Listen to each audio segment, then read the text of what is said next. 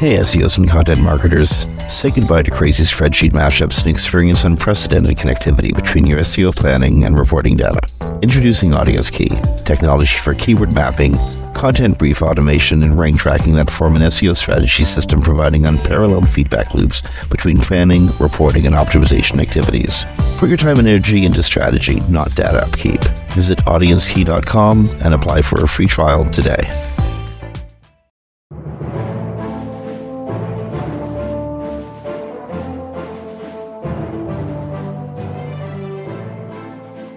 Hey everyone, welcome to Webcology here on WMR.fm. It's the 18th of September, 2025. Usually it takes a couple of days after we record one of our podcasts to know what we're going to title it. This one I already know is going to be called The Day the Music Died edition. This is a really sad day in world history, certainly in American history. I strongly suggest this is going to be marked in the future in calendars as the day America slid from an authoritarian state into an outright fascist state. We'll see what happens in the coming weeks. Hopefully there'll be no more political violence. Political violence only begets political violence, and there's no end to political violence except more violence.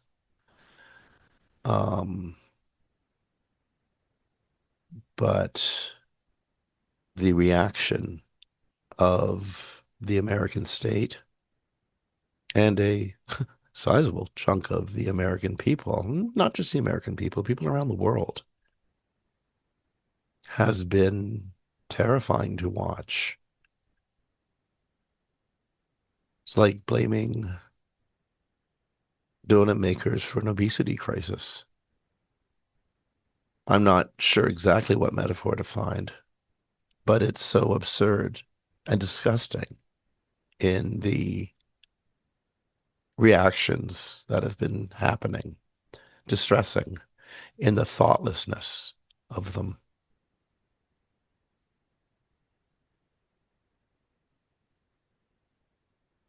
The mildest thing I can possibly say, and it's been said before, but people have gotten in a lot of trouble for saying it. If you want to be spoken of kindly after death, act and speak kindly throughout life.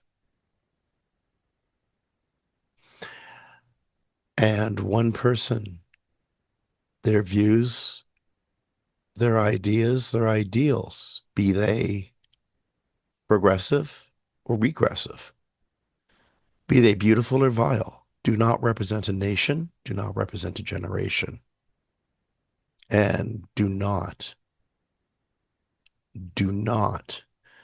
call for the suppression of millions, tens, perhaps hundreds of millions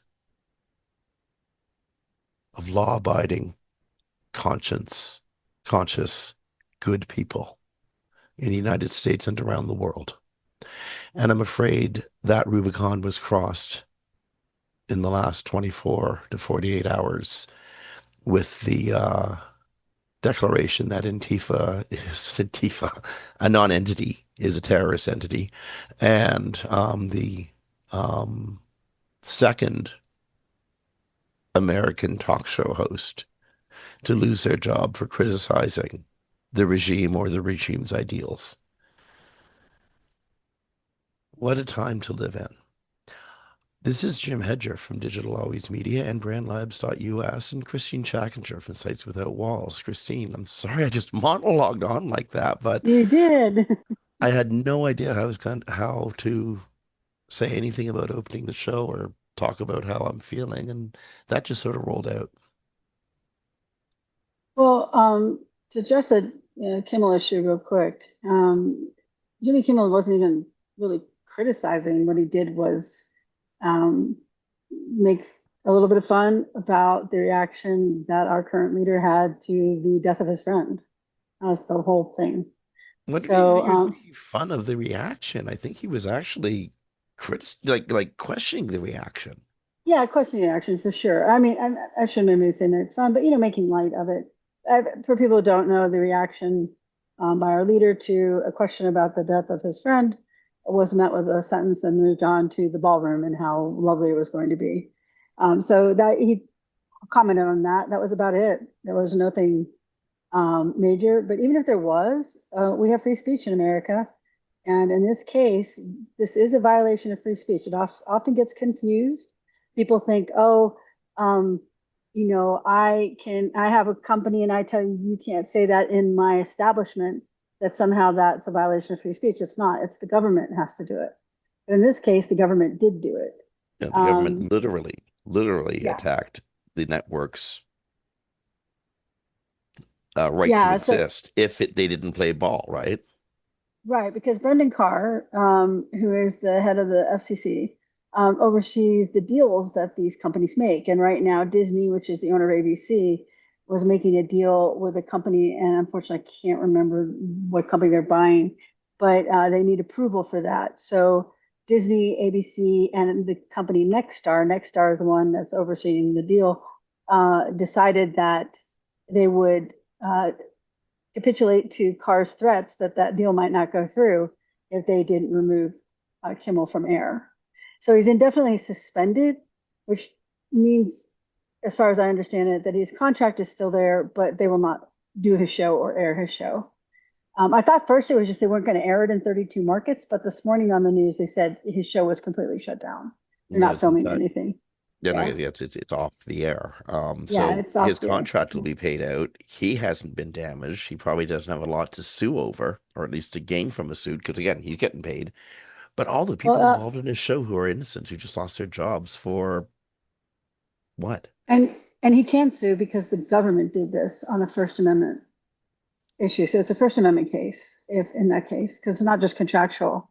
The FCC threatened the companies that if they didn't remove him, they might not see their deal go through, or they might lose their licenses of all their independent affiliates. So ABC is separate from its affiliates, but the license, it's all kind of Mhm. intermixed. Like it's like when you're affiliate marketing, right? You kind of work for them, but you don't. But they hold their licenses, and Basically, if so there ain't no audience, there ain't no show, and the FCC was going to deny ABC the audience. right, and they're going to deny all their licenses. They're going to remove them, is what he said. So this is a First Amendment case, and this is important for all content creators to understand because the government is not allowed to do this. They're not allowed to say that you can't speak about something just because they don't like it. That's not how it works, and that is why Jim is saying it's fascism because fascism does that. Autocrats do that, dictators do that, but in America we have a First Amendment right in our Constitution that you can speak. And then Um, also on the go ahead. Go ahead. and that the fascism, one of the hallmarks of fascism is a merger of the interests between government and corporation, where Right. both are working hand in hand to achieve um, goals that tend to suppress rights of others for the gain of the in group. In this case, Republicans and etc. That's ticks the boxes in the fascist scorecard. Is this fascist? Isn't this fascist? You can actually do a political audit on a society, much like one would do a technical audit on a website, and there's hallmarks that tell you something is very sick. And some of the biggest boxes got checked this week. Also, because one of the biggest ways to fight back against fascism is satire of the fascist, the government, the leaders. So, so when you see them going after Colbert and then Kimmel, they're going after the satirists, Yeah. and so that makes a second box that's been checked. So it's a you know what's the right word? Unprecedented times. Are we tired of that word? I would say the one thing they have done, and I don't think they've realized, is they have made Colbert and Kimmel um, so popular. Last night there was an ad that went through my Facebook feed that had Hulu on it. Hulu's owned by Disney, every comment, there are hundreds of them. I stand with Kimmel. I stand with Kimmel. I cut my service. I cut my Oh, service. So that is one thing people can do is they can not interact or not pay anymore the companies that are capitulating, because we do know that our leader is not in Chicago this week after promising it for a month because they stood up to him. And every mm. time they capitulate, it makes us weaker. So, Meanwhile, and we're about to do a show on AI, Google, Facebook, yeah, Meta, and a whole bunch of yeah. people who have literally bent the knee in the tech oligarchs. And one more thing, though, just Yeah, yeah, circling back yeah. to the, we say Antifa here, but Antifa um, is that so people understand, and this is even coming from a 2000, I think it was 2010 Senate Republican report um, about the it's not a group. So it was just a group. I can't say group. It's not a group. It's not. It doesn't have It's board not an meetings. entity. It's not Yeah, anything. it's not It's anything. a Yeah, it's thought. not. It's basic. Yeah, it's a.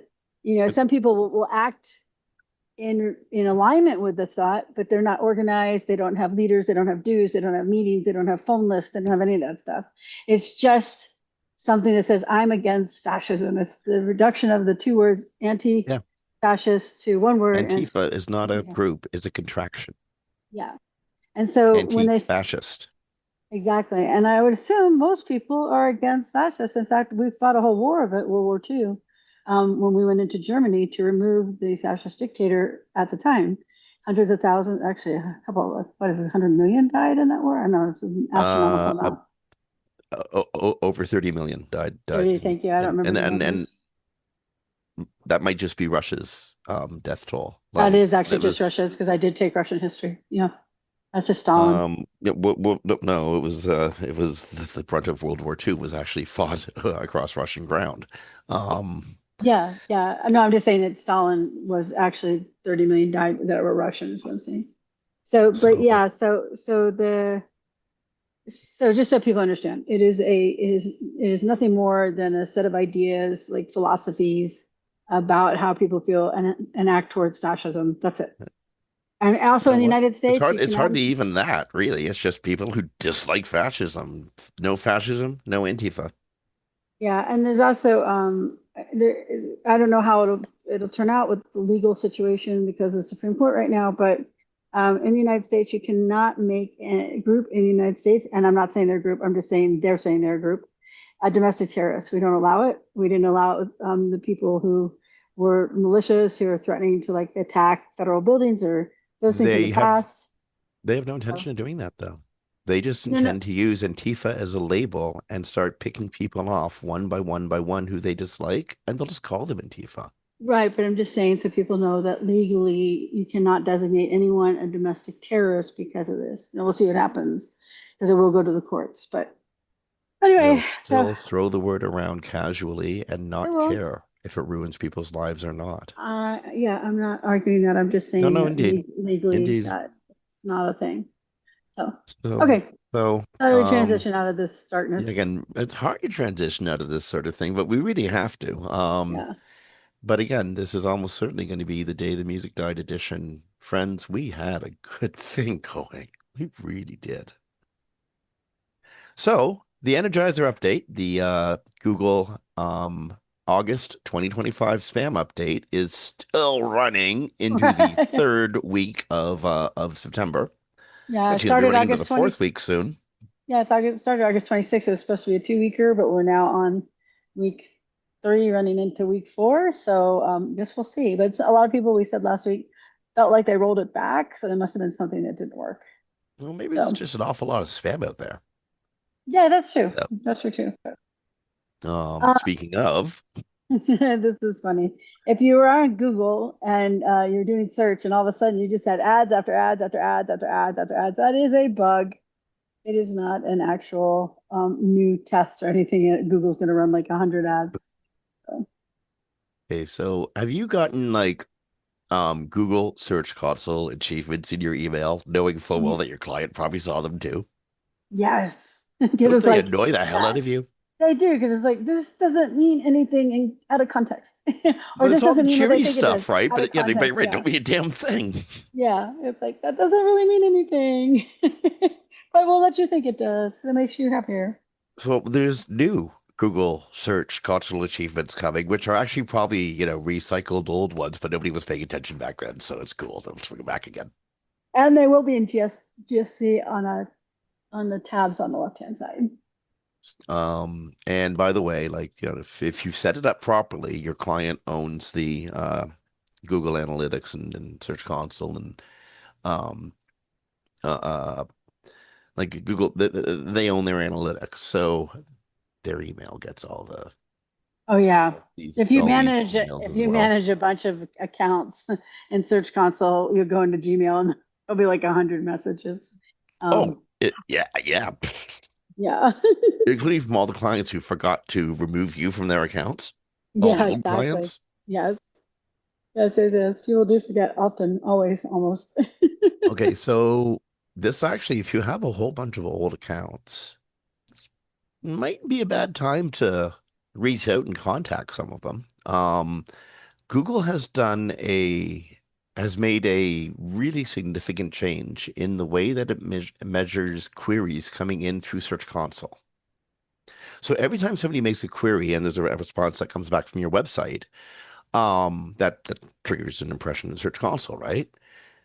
Now, not everybody who makes a query is somebody. Often, some of those queries are coming from bots or from AI crawlers, and those tend to have parameters attached to them.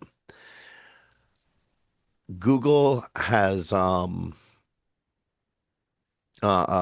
changed, or Google's changed the way it distributes results to queries that have parameters attached to them, um, thus changing It's just the dramatically. it's just the Uh, N100 query. but it's had a dramatic effect on like results in Search Console and so, I think unintended effects in blocking many of the search tools. Yeah, so basically there's a parameter you can put on a search that says n equals 100. And so you get the top 100 results. And so most tools, including Google Search Console, use this to expand the results to 100 and then bring all those in for rank checking.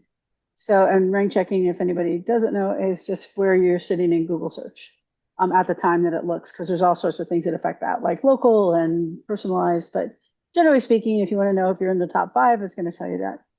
Problem is they dropped it. My guess is they dropped it because the large language models, as we know, OpenAI is pulling in Google search results, are crawling the heck out of Google. And we know from other sites like Condé Nast, when they sued the large language models, that they almost DDoS their sites because they're crawling it so much. Can you imagine if you're Google?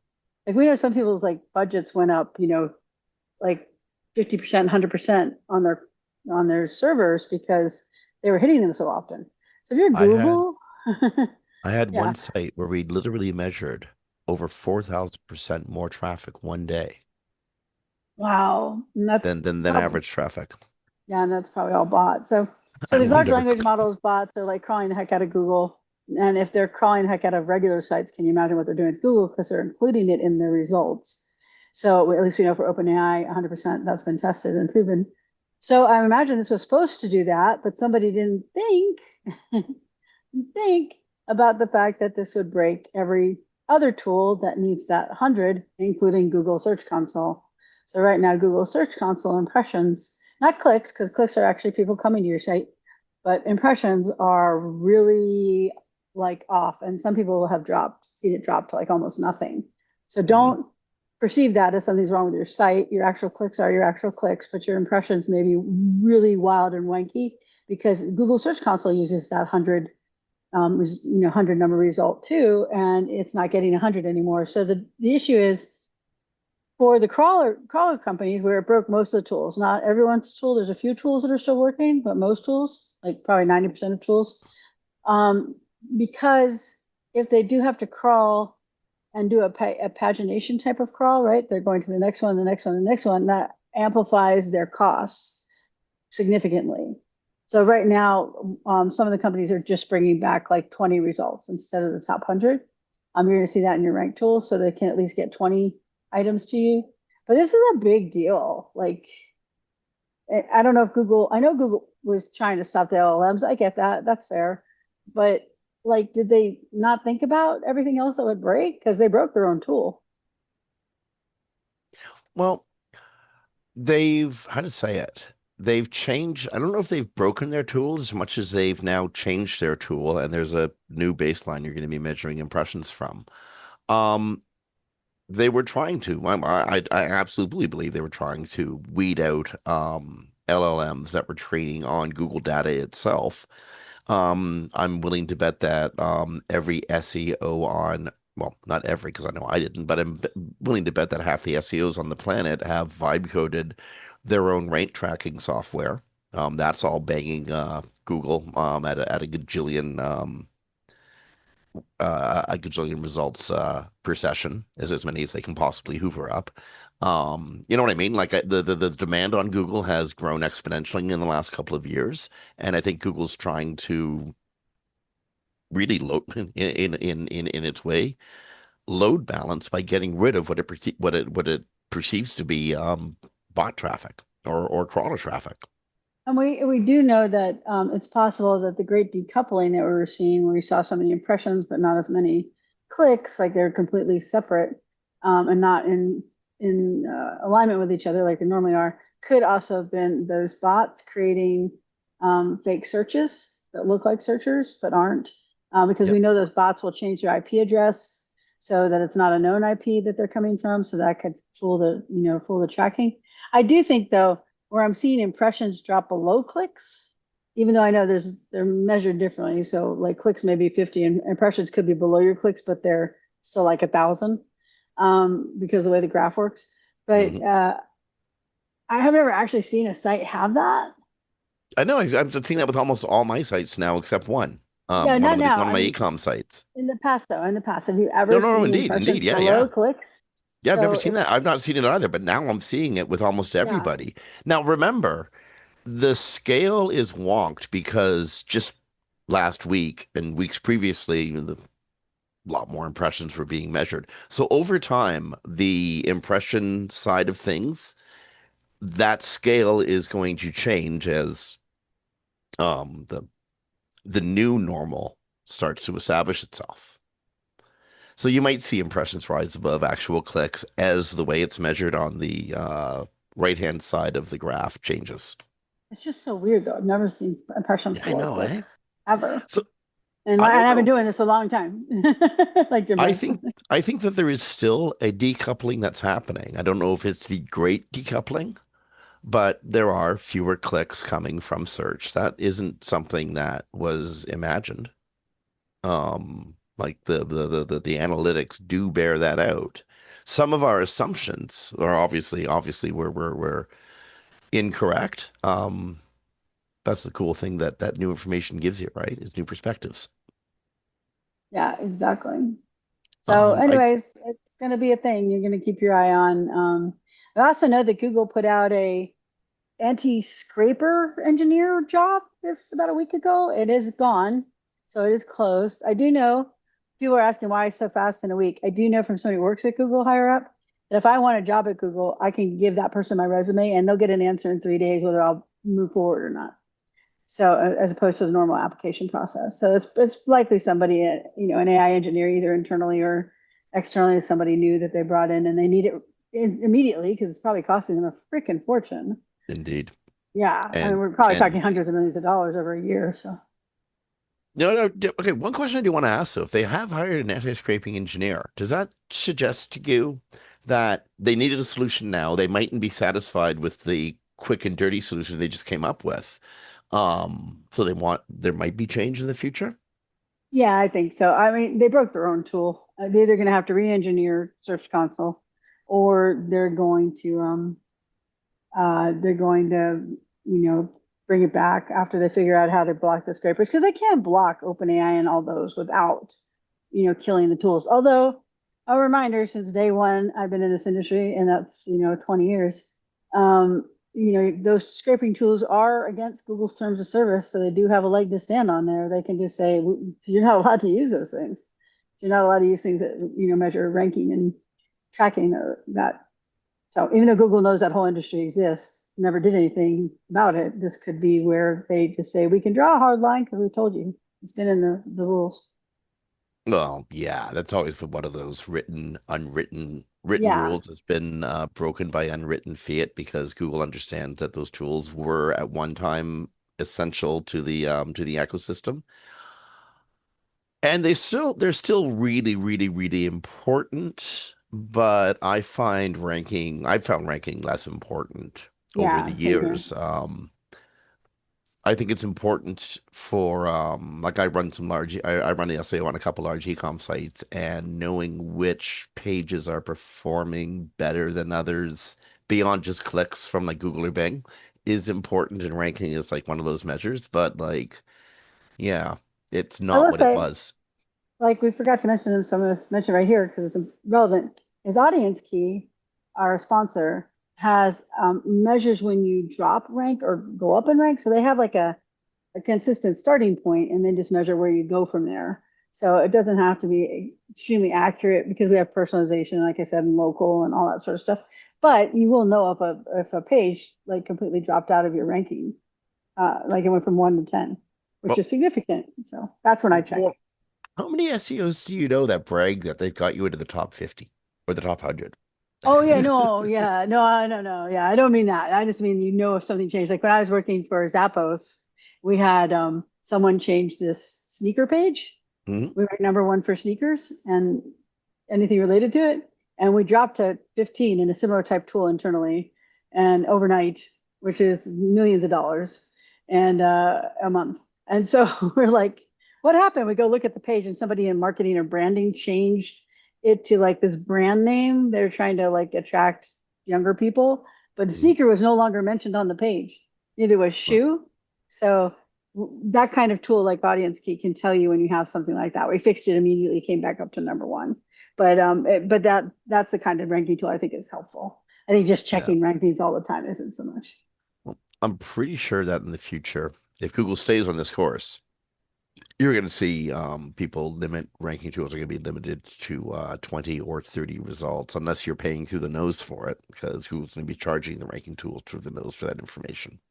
Yeah, yeah. We'll say check with you if you're using a ranking tool and you notice it's all messed up. A few are okay, but most are not. And you can just check with how they're going to handle it so you know what you're looking at Yeah.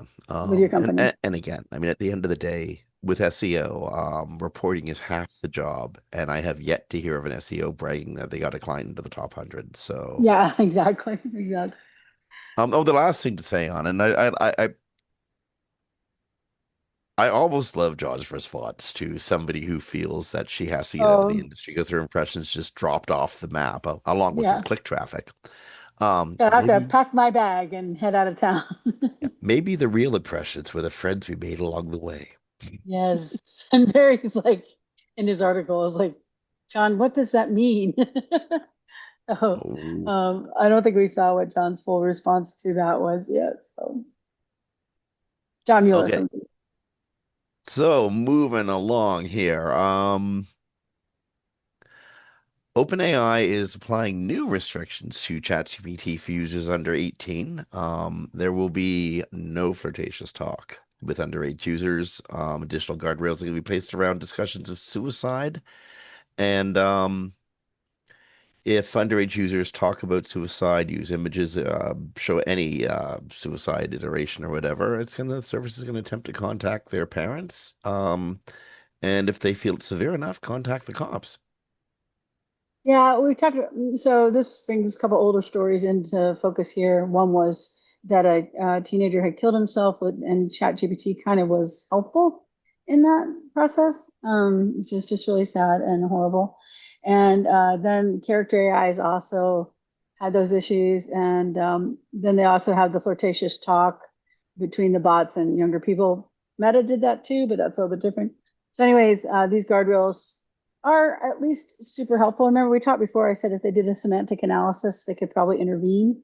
And it looks like they're intervening more than you and I thought, which is having that information go to those people that we mentioned in another article that are going to review things as moderators and have it sent to them. And in this case, I'm guessing that's when they call the parents or the police. I don't know how they'll have a number for sure, because, I don't know that teenagers are putting in their number for their parents or something because it's supposed to be linked to a parent account. So that would be in there, but in this case, they may not be. But anyway, at least they're doing something, legitimate. They did have suicides and they did have people harm themselves with like fake relationships because they fell in love with the AI and didn't realize it wasn't a human. Chances So are somebody's paying $20 a month on their credit card for OpenAI. So there's probably even if it's a debit card to the bank, um, there is probably a way to trace back to the person paying that $20 via some terrestrial means, right?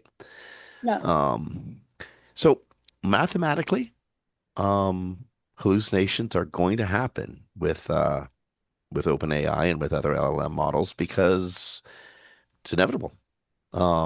Not it's the math. Yeah, Yep. yeah. So Which they oh, go ahead. Sorry. Well, I was gonna say, which I mean, if you think about the amount of computations being performed on an insanely complex ideas, and that it's in fact a predictive response machine. Yeah, I think hallucinations are probably going to happen. Yeah. Well, and I read a great article about this on LinkedIn where someone's like, it's all hallucinations. It's just sometimes it's factual. So, which is kind of important because it really is. It's predictive text. So it's all just predictive text. So it may or may not be correct. And they put the grounding in by bringing in citations and articles to make it more accurate along the lines of what you're looking at. But they even said like in the researchers' findings, this is in Computer World, they said when asked how many Ds are in DeepSeek, the DeepSeek V3 model with 600 billion parameters returned 2 or 3 in 10 independent trials. And we know that Strawberry is big for that too with the Rs. And so they were trying to show whether it was implementation or training or math. And it's just the math of trying to do predictive text. And the newer models are like far worse than they used to be. So OpenAI is a one model, the reasoning model, hallucinated 16% of the time. The newer models, 3 and 4 mini, 33 to 48% of the time. It's writing something that's incorrect. So they've been trying to solve this problem because it's the big reason that it's struggling to get adoption. So anyways, right now they're saying they're inevitable. This has been common thought in the industry for a while, but now they've proven that it is not just implementation. You can't just keep training it more and more and more to get more accuracy. That's not going to happen. It's math because just how it works. So it's really interesting. So Now, hallucinations just, for the overly initiated are mistakes. Mistakes happen in all systems. They happen with humans. They happen with newspapers. They happen on TV. They happen on this show all the time. Um, but the difference is with generative AI, they're happening on the fly, and there's very little editing space or way to correct them before they become part of the information ecosystem, serious warts and all. And that's, I think, the biggest difference. Mistakes happen all over the place, I mean, it's but not really a mistake. It's just how it works because it's it's just, predictive yeah, text. indeed. Yeah. Although it doesn't, more Seems like a often than mistake not, to it us. doesn't make mistakes because more often than not, the quick brown fox will jump over the lazy dogs because that's what happens all the time, right? Anyway, you know what else happens all the time? Somebody develops this like really cool thing and they take it on stage and they try to show it to other people and then it goes all auto mechanic on them and totally screws up. So Mark Zuckerberg was sporting these way cool Ray-Bans on stage. Now, just to back up a little bit, and I'm not really a fashionista, but I gotta tell you, you gotta if you're gonna pull off a cool pair of Ray-Bans, you gotta work at it. So Zuckerberg's on stage and he's got his new Ray-Ban Metas, which are now available for like I don't know, $400 American. These are the live AI glasses, the ones that have a little camera in the glasses arm and are interactive with the web and with the metaverse. Um, so he's out uh, trying to demonstrate the glasses and I just started screwing up and just getting bad and bad and badder for him. Well, and not just the glasses, he was also showing off the neural band interface, and it's supposed to like pick up your calls and stuff. And then a game he tried, nothing worked. Basically, like all these demos failed. He blamed it on the Wi-Fi. As you and I both know, who have publicly presented, we never rely on Wi-Fi anytime we present something. But you are Zuckerberg and Facebook and Meta. You have the money of the gods, so you should be able to get good Wi-Fi. But I don't know why they didn't work. We have to take him at face value. Though I imagine it was probably a little bit different of a story in the background. But he said that. This is an MS is this MSN, which is a Mashable. He said this is one of those special moments where we get to show you something we poured our lives into. Zuckerberg told a packed house and live streamed 4,000 viewers. The Metabands had a bright, crisp display rated at an impressive 5,000 nits. He said, I don't know what nits are honestly, but anyway, and then they failed. So I guess you'll see another demo at another time where they actually work. But it happens. It happens Oh, to all of us, but it's kind of funny. okay. So yeah, it happens every time. Yeah, Some yeah. Have major you? exec gets on stage and tries to demonstrate, and Yeah. Meta's got this whole Hooli vibe going. Remember the show Silicon Valley and then the company Yes, Hooli? I love that show because I know Well, in my career I've met every one of those people in that show. and Facebook has a whole Hooli vibe. Just everything they touch seems to be really cool and work until it just sort of doesn't. Okay, Speaking of so new, yeah, go ahead. one of the great, I don't know, maybe I'm getting so old, but I'm serious. One of the scourges for me of the web are the quick videos, the short hit videos, like you see them on Facebook and you see them on YouTube. YouTube is giving content creators more power using generative AI tools to create these short videos. And I'm going to Yeah, have more hours of my day just evaporate. YouTube is bringing its custom version of their text to video generative model VO3 to Shorts. By the way, I've used VO3. It's a mix. It does not get your instructions right frequently, and you're only allowed 3 a day on the actual site. So if it messes something up, you don't get a redo. But it's going to have a remixing tool, edit with AI feature. It's going to generate outputs with lower latency at 480p. Gosh, that's so 480 pixels. But we'll see. 720 is even considered low res at this point, right? But it's rolling out to the United States, United Kingdom, Canada, Australia, and New Zealand. And it will expand it to more regions in the future. It has the ability for you to apply motion from a video to another. You can animate a still image by making the person do a dance from a video. They say it's possible with captures and transfers of movements from one subject to another. And then you can use it to apply to different styles of videos. So we'll see. I don't really, the reason that TikTok is so successful is it's authentic. And as soon as I see AI, unless it's really funny AI or really, just like a story AI, I don't really like it. It's just weird to me. It's kind of like, yeah, that's not real. So, but anyways, people might enjoy it. Yep, you know what? It's all animation. Yeah. Realistic looking animation, and it's just for me. I if you look, please, I beg of you, people, if you have something you're going to be creating in there, make it really good, make it really useful, make it informative, please, or even better, make them dead boring so that I don't fall into like some hole of just Yeah. scrolling downwards or sideways to watch the next short that comes along.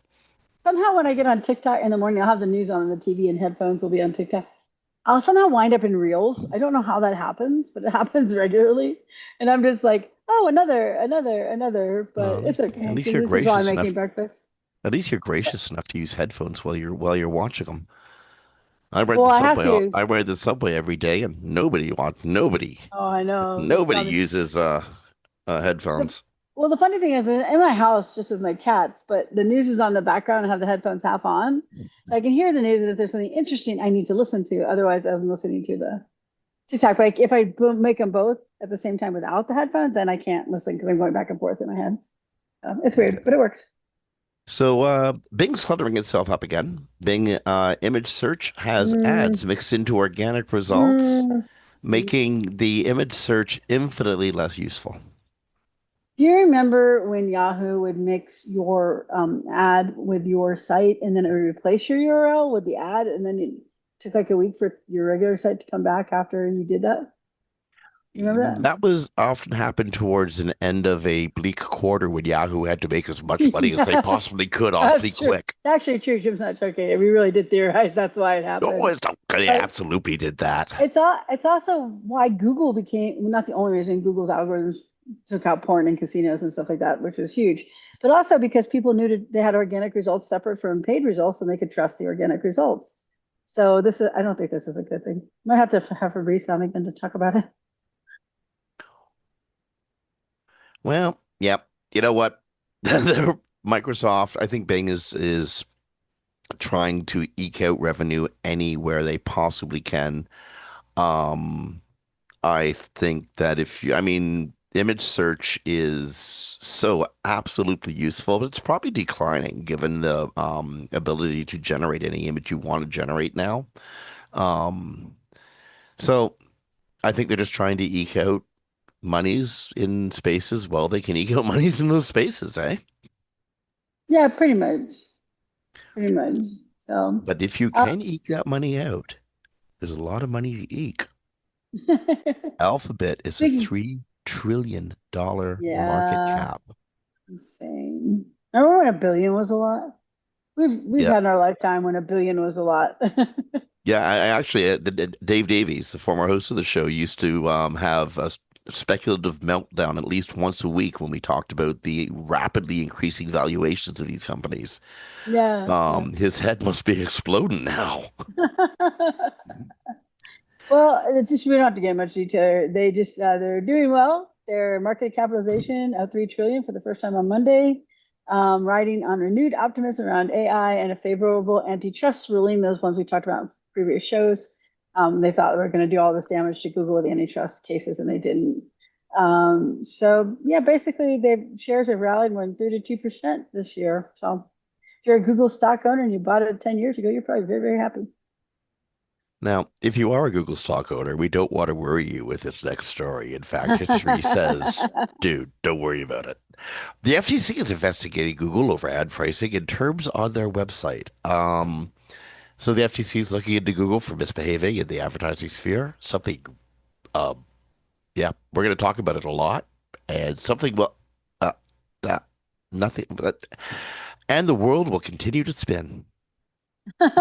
Google, so basically, Google sells search ads via automated auctions that take place in less than a second after a user enters a query. Amazon also hosts real-time auctions that take place, blah, blah, blah. But anyway, they're trying to look into these auctions to see the auctioners with the ad, the sale of the ad itself, um, to see if there are any shenanigans going on. And actually, anybody who works in the paid ad space will tell you that their ads are costing more than they did when they were able to manually handle everything. So that may just be anecdotal, but we'll see what happens with this case. So there's been a standard in Gen X journalism. That is for my life at least, and you know probably for the boomers and probably sort of faded out around the millennials. But it used to be called the Rolling Stone. Rolling Stone magazine was like the place to appear if you were a political writer or a band or something happening in culture. And Rolling Stone just unleashed and explained and introduced people to, again, just such a wide range of American and international culture. And now its owner Penske is suing Google over AI overviews because, well, Rolling Stone might gather no moss, and AI overviews don't give it no clicks. Yeah, so the Penske Media operates in those Rolling Stone, The Hollywood Reporter, Billboard Variety, and others. So they're suing on behalf of all of those. And you and I both know in the industry, when everyone's chatting in the back rooms or the back channels, that they're seeing great declines in publisher clicks. So Google keeps saying that that's not a thing, but it's hard to argue with people actually looking at their analytics, seeing the changes. So, and it does make sense if you're an informational site and the AI overview produces the information that people don't necessarily click, or they click not as often. So, according to Google, I don't want to speak about the specifics of the lawsuit, but I can speak to our philosophy here. which is, look, we want a healthy ecosystem. The 10 blue links serve the ecosystem very well. And it's a simple value proposition. We provided links that directed users free of charge to billions of publications around the world. And we're not going to abandon that model. We think there's use for that model. It's so important part of the ecosystem, but basically users prefer it. Yeah, So I so don't know. Markham Erickson, Vice President of Government Affairs and Public Policy at Google, suggests that searchers want AI summaries over links. They want contextual answers and summaries over links to publishers. But, Google's But trying to provide links. I love the quote, and I don't know if it's on, yeah, it's on this page too. User preferences and what users want is changing. So instead of factual answers and 10 blue links, they're increasingly wanting contextual answers and summaries. I mean, we know the AI overviews are not factual. We cannot say that as a company. So apparently people want, the contextual over the factual. I get it. I tend to stay away. I don't have time to decipher whether it's right or wrong. But Okay. Um, so I'm trying to go through this. This is actually a much more complicated story. I'm trying to go through it really quickly as you're commenting on the previous one. Um, Google's injecting Gemini into Chrome as AI browsers have moved into the mainstream. Gemini is going to be um, the Gemini's getting Gemini added is to the Chrome browser. Yeah. well. I'm almost saying Gemini is about to become a foundational Yeah. reference point that a lot of Google is wrapped around. Yeah, Google's Gemini chatbot will be available across Chrome to all users. This is from Gizmodo, and it'll be available across Mac and Windows desktop, and it's already available on Android and coming soon for iOS. It's going to expand its AI mode. The good news is, if you hate all this, you can turn it off. The only thing I don't know if you can turn off is the agentic AI. So they're going to put AI agents in that can do things for you. But Jim, as you and I have both talked about before in other articles, you have to be careful there because invisible prompt injections can cause it to do things you don't know it's going to do. So I would turn that off if you're able to. I did not find if you're able to or not. But they will allow you to turn off the Gemini. Will be in the little star thing up in the upper right corner. You can click that and turn all that off. I'm going to turn it off. Yeah, the So question I have about Google and agentic AI is how much control is Google giving users over how agentic entities are doing things on their behalf. I have a Google account. Everything I do through Gemini goes back to that account. It's Jim Hedger, and then Jim Hedger is a very, very known entity. And so now this agent is out there doing travel planning, itinerary planning for me into the future. How much of that work is where's that information? What do I control? Like I got a gajillion questions about this. yeah, I'm a little skeptical. Like I said, we've seen too many cases where invisible prompt injection, meaning somebody hides words in something and they get like complete access to your drive. Well, this would now be able to access your um, websites, your login at some point, because you're probably just going to use Google login with the agentic AI, right? Because the browser is already set up for that. And then it's going to do stuff. And I'm just not comfortable with it just doing stuff. These are still built on large language models. They still know that they have a broken foundation or they have issues with, whatever. But also, we'll see, because also the other ones that have been tested have been pretty poor. And they've been very slow and they have not been adopted because of that.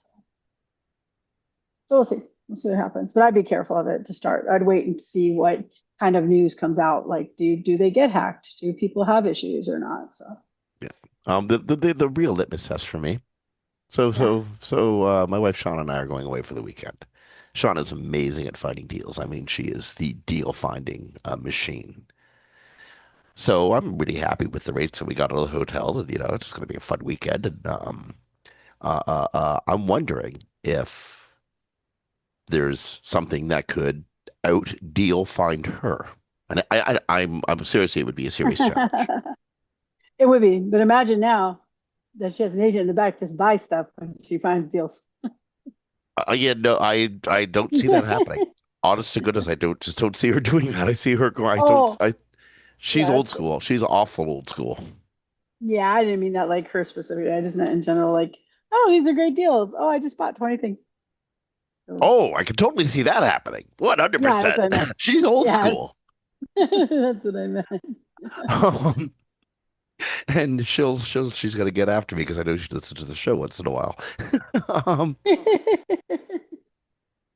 Uh, so AI mode is now able to compare items by like They have a pop-up in AI mode that will ask about any items feature for comparing products or business details. They had a test last month. This is an SEO roundtable by Barry Schwartz. I would go to the article to see how it works because it's really hard to kind of describe. It's Google AI mode, ask about any item in SEO roundtable, but basically you just be able to ask questions about things you're looking to purchase. I appreciate the catch on that. I was reading that article as I was thinking about uh, uh, uh, the segue into the next story. Jim is the Um, segue master. I am not. Google's testing putting AI generated search results snippet summaries Say beside your that. search results. Say that five Uh, times fast. AI generated Indeed. search results, snippets, summaries. Yes. So Yeah, go ahead. you get your search result, and then underneath you get a whole bunch of little options you might like choose into. And below And a that, you whole get bunch of your, other search results alongside that. and then below that, you also get the AI summary. You'll see the little star, and it'll say like one of the results was financial centers and ATMs near Nashville, Tennessee. And they'll say includes addresses, map, links, directions, and details for 22 locations, some with limited service notices. That's what you're going to click on. So that might be actually a positive if it does it well. That's the big question. Um, but that it gives people information before the click, so reduces unwanted clicks and be more likely to convert once they get to your site if it does it well. That's the big thing. Google is taking action to find and remove non-consensual intimate imagery from search. It's working with a organization called Stop NC2, non-consensual. NCII, non-consensual intimate imagery.org to combat the spread of basically revenge porn, non-consensual Yeah. uh, we'll be using hashes to find and remove. What's that part of the story? Hashes are something like this. Also, Google checks for duplicate content. It's a way of breaking down the information into like Oh, this long string of there you go. numbers.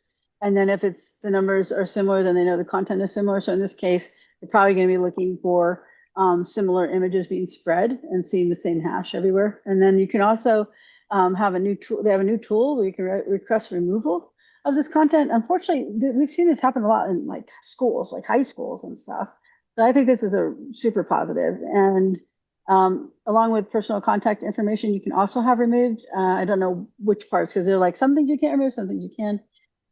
But the onus is on the victim to identify and flag the content if they're seeing it, if they're using the tool. But they also will try to get rid of like viral, non-consensual things that happen. I don't know how they treat. Oh, here it is. And they're also flagging and removing, especially AI generated content without victims having to create and submit hashes. So if someone created an image of you naked when they never had a picture of you naked and they used AI to do that, they're going to be specifically looking to remove that.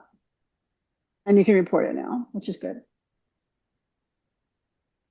Those are being found in the search environment itself. Yeah, yeah, they're looking at the images. If you ever open up an image file, you'll see that it's just a whole bunch of like letters and numbers, but there are details in there, meta information in there, and I'm sure Mhm. that's how they're somehow doing the hash is from that. Extraordinary. Yeah. Okay, so Google has a fringe score. Fringe is sort of a safety category.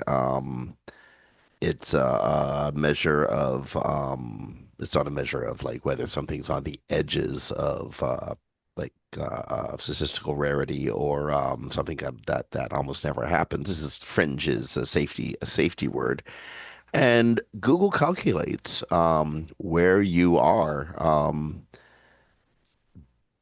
But I suppose within certain sectors based on its quote unquote fringe score.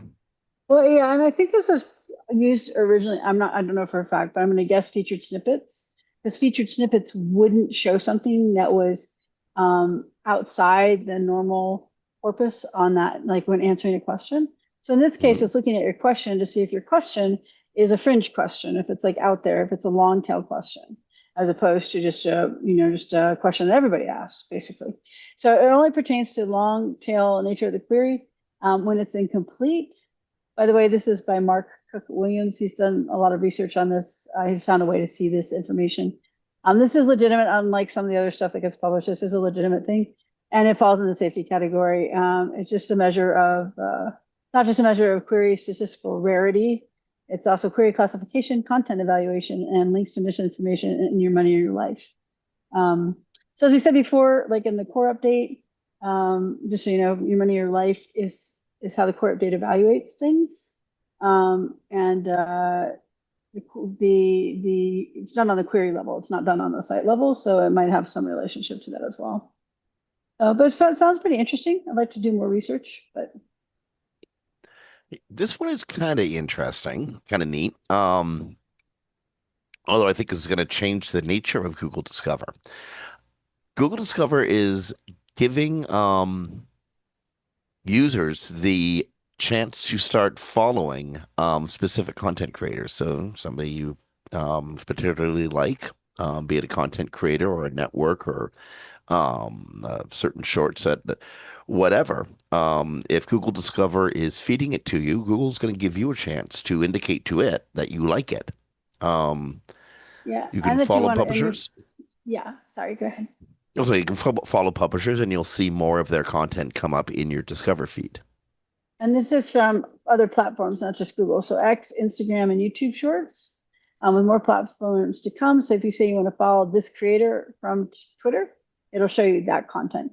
Now it will only show you people you follow at the current time. That's another story I think we're going to do, but we can just roll it into this one. Barry, who wrote this, Barry Schwartz, SEO Roundtable, wasn't sure that was a great idea. I get that because you want to see people you don't follow too, or who don't follow you. So right now it's only for that niche of your followers because I don't follow everyone back on platforms. So now you can follow publishers or creators right on Discover to see more of their content. You can preview a publisher or creator's content, including articles, YouTube videos, and posts from social channels before you follow. Just tap their name and find a new dedicated space for their content in your Discover. Do you use Discover much? Um, since I got my new Android device, I'm using it much more frequently. It's just more prominent and comes up every time I go to Google. I suddenly see all these news stories underneath, and they're being promoted by endless push updates that Google sends me. So yeah, I'm seeing a lot more discovery. I never use it, so maybe I should take a look at it. Well, So, again, remember I admitted like just a few minutes ago in the show that these short videos have become this scourge of my world. I travel the subway yeah. frequently, and it's just so easy to get lost in them. Discover is. I always sort of felt the same way about Discover. Don't feed me stuff. I'm gonna go find it. Yeah, Um, pretty much me. but now again, it's there, and I'm brainlessly trolling through it. And but at least you know what? And this is both terrifying and gratifying at the same time. Google knows me so well that I'm quite interested in what it's feeding me. Yeah, I get that because when I drive at night, if I'm coming back from like a game night, I will put on TikTok and just roll through the shorts and listen to it while I'm driving. So yeah, I get that. I just never wanted Discover to feed me like websites and stuff or news, because it'd be too personalized and I might miss other things, but that's okay. Um, Okay, so yeah, Google is testing away if your Merchant Center profile gets suspended. Excuse me, Google is testing a way to re-verify you using video. There are specific things you'll need to have in your video for Google to, consider it legit. You have to include signage, street address, areas that only staff have access to, such as a storage room or an office, to prove that it's not some customer or somebody just coming into some random place and taking pictures. And you got to capture everything in one video, one continuous video, and you got to be sensitive to personal information or sensitive data, people's faces, that sort of stuff. Provided you meet all those criteria, Google will use a video you shot as a verification that you are in fact that legit business. That's a pretty good idea because it's so hard to get things, verified at Google. One other thing, and it can only be 3 to 5 minutes, and it cannot be edited, clipped, or modified. So continuous video, 3 to 5 minutes, can't be edited, clipped, or modified, and then you can submit it inside your your Google business profile. So that's good. That's helpful. Yeah, absolutely. Absolutely. Again, when you get lost in a Google ban or Google like they've suspended your profile for one reason or another, it can be a Byzantine, a terrifying, Oh yes. an impossible maze to get out of it. This makes it easy. I mean, seriously, it makes it so much easier for people. Yeah, it's really good. My cousin lost hers and she spent months trying to get it back. She just gave up. Yeah. Okay, so with some really fast stories, we don't have a lot today, which is good because we're running out of time.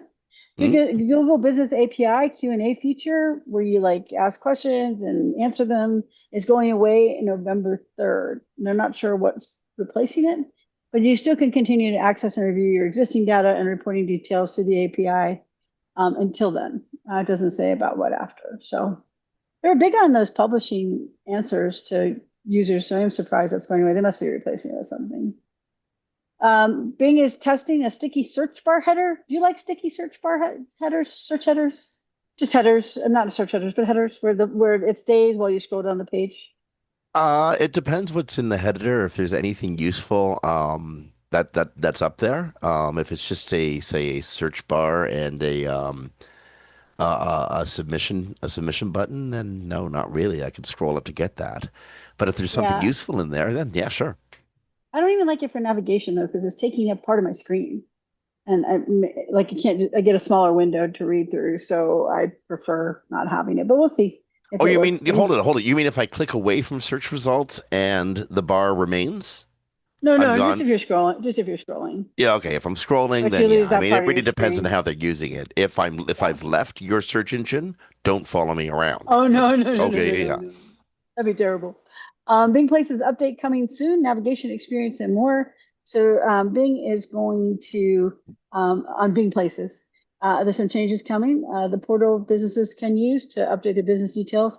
The update includes smooth navigation. The dashboard is now more intuitive, improved experience, onboarded new businesses with enhanced important claim flows, customer recommendations, and some features like bulk upload, bulk review. Wow, that's helpful. I hate when you can't bulk upload something. You're like, I got 50 things. Like, what? Well, And you know what this story tells me? Just really yeah, quickly.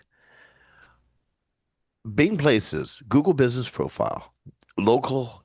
I mean, it's the American Congress used to have a speaker, Tip O'Neill, who said all politics is local. All search is local when you get right down to it. Someone's looking for something, and yeah. chances are that something is within 2 or 3 kilometers or 2 or 3 miles of their location. All search is local. And this shows the importance of claiming and expanding your business profile. Yeah, that's very true. Our last story of the day is just a little bit funny. No, Google Search Console did not add AI overviews filter. We've had that before, so I was like, is this just a duplicate story? But no, it's not.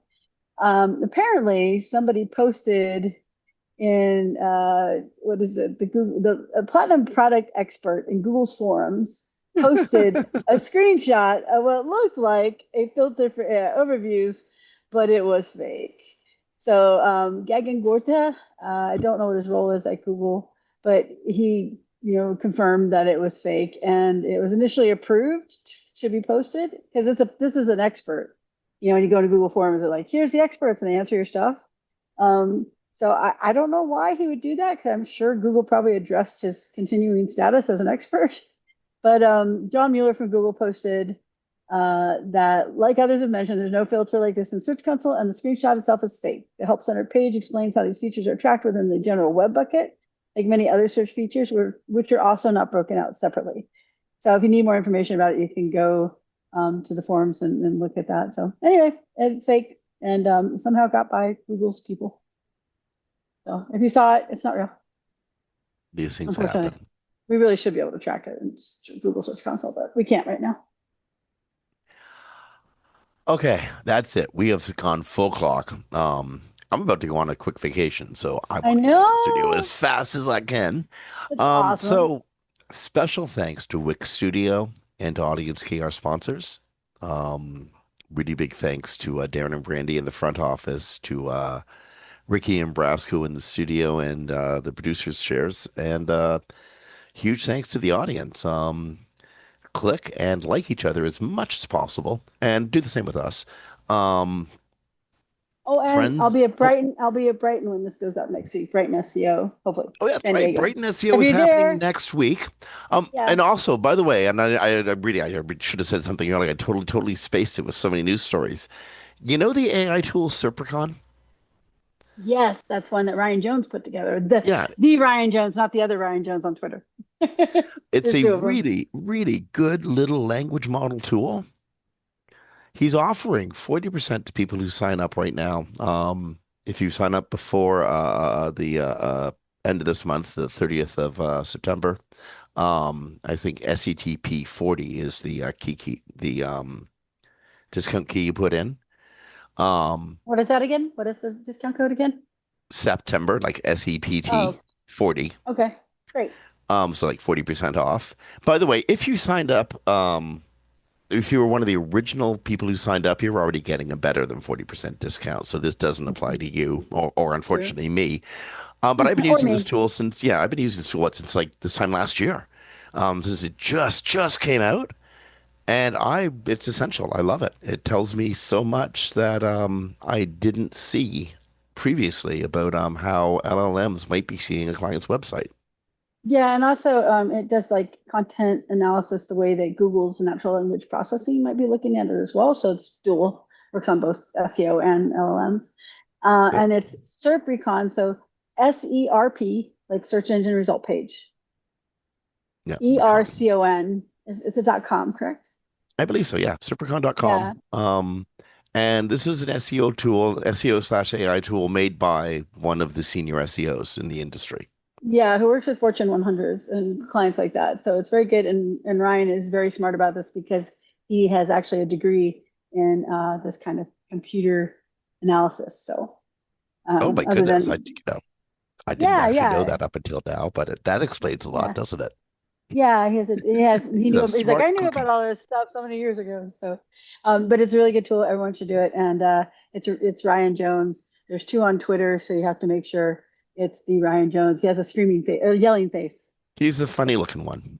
Yeah, his face looks like he's yelling, his big mouth. So, Okay. And okay, on buddy. that, I was like, we do like Christine, like the studio is gonna kill us. We gotta get out of here. And Jim has to get on his vacation. So We already do. So you on do, behalf of you do. Christine Chackinger from Sites Without Walls, this is Jim Hedger from Digital Always Media and BrandLabs.us. You've been listening to Webcology recorded live to podcast on the 18th of September 2025. Friends, be kind to each other, support your communities, love your neighbors, watch out for them and take care of them in these like increasingly dangerous times. Take care, love each other, and we'll talk to you next week. Bye, everybody.